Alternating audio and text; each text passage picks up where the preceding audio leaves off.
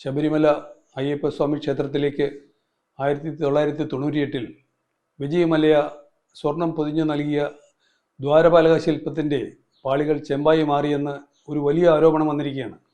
ഈ വിഷയത്തിൽ ദേവസ്വം ബോർഡിനെ പ്രതിയാക്കി അന്വേഷണം വേണമെന്നാണ് ഡെമോക്രാറ്റിക് സോഷ്യൽ ജസ്റ്റിസ് പാർട്ടി ആവശ്യപ്പെടുന്നത്.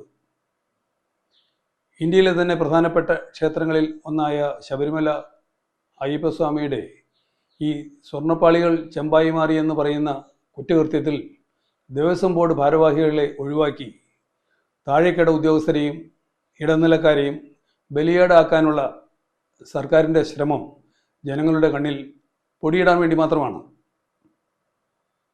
ഈ വിഷയത്തിൽ പ്രധാന ഹിന്ദു സംഘടനകളായ NSSഉം SNDP യോഗവും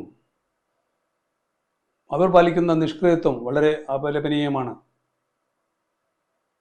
കേരളത്തിലെ മേജർ ക്ഷേത്രങ്ങളിലെ സ്വർണം ഉൾപ്പെടെയുള്ള സ്വത്തുക്കൾ ചിലർ അപഹരിക്കുന്ന സാഹചര്യത്തിൽ കേരള ഹൈക്കോടതിയുടെ നിരീക്ഷണത്തിൽ വിപുലമായ ഒരു ഓഡിറ്റിംഗ് നടത്തണമെന്നാണ് DSJP ആവശ്യപ്പെടുന്നത്.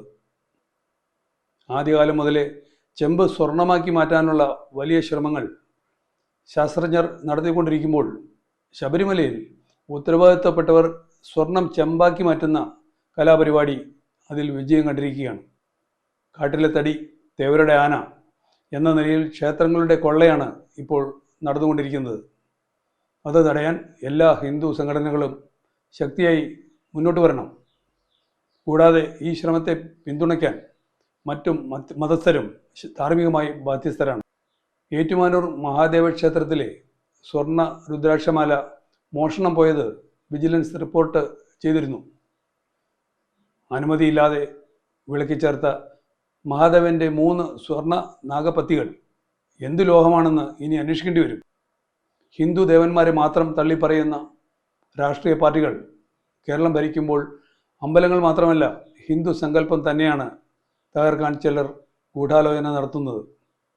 ഇടതുപക്ഷ പാർട്ടികളിലെ വൻ ഭൂരിപക്ഷം ഹിന്ദുക്കളും പല മുൻനിര നേതാക്കളും ഇപ്പോഴും വിശ്വാസികളാണെന്ന് മറക്കരുത്. തലസ്ഥാനത്തെ ലോകത്തിലെ തന്നെ അതീവ സമ്പന്നമായ ശ്രീ പത്മനാഭസ്വാമി ക്ഷേത്രത്തിലെ സ്വർണ്ണ ചൂലിലും അമൂല്യ രത്നങ്ങൾ പതിച്ച ആടയാഭരണങ്ങളിലും ചില രാഷ്ട്രീയ പാർട്ടികൾ പണ്ടുതൊട്ടേ നോട്ടമിട്ടിരിക്കുകയാണ്. ദശലക്ഷങ്ങൾ ആരാധിക്കുന്ന ഗുരുവായൂർ ശ്രീകൃഷ്ണ ക്ഷേത്രത്തിൻ്റെ കാണിക്കവഞ്ചിയിൽ കൈയിട്ടുവാരി 10 കോടി രൂപ സർക്കാരിന് മാനേജ്മെൻറ്റ് കൈമാറിയ നടപടിക്കെതിരെ DSJP ഹൈക്കോടതിയിൽ പോയി അനുകൂല വിധി സമ്പാദിച്ച കാര്യം ഇവിടെ ഓർക്കേണ്ടതാണ്. ഹൈക്കോടതിയുടെ മേൽനോട്ടം ഉണ്ടെങ്കിലും നിയമവ്യവസ്ഥയ്ക്ക് പുല്ലുവില കൽപ്പിച്ചാണ് ദേവസ്വം അധികൃതർ പല കാര്യങ്ങളും നടത്തുന്നത്. ഒരു ഉണ്ണികൃഷ്ണൻ നമ്പൂതിരി തന്നെ ഈ വിവാദത്തിൽ പെട്ടു എന്നുള്ളത് വളരെ ഖേദകരമായ ഒരു വസ്തുതയാണ്. ഈ വിഷയത്തിൽ ദേവസ്വം മന്ത്രിക്കുള്ള ഉത്തരവാദിത്വം ഇവിടെ അടിവരയിട്ട് പറയേണ്ടിയിരിക്കുന്നു.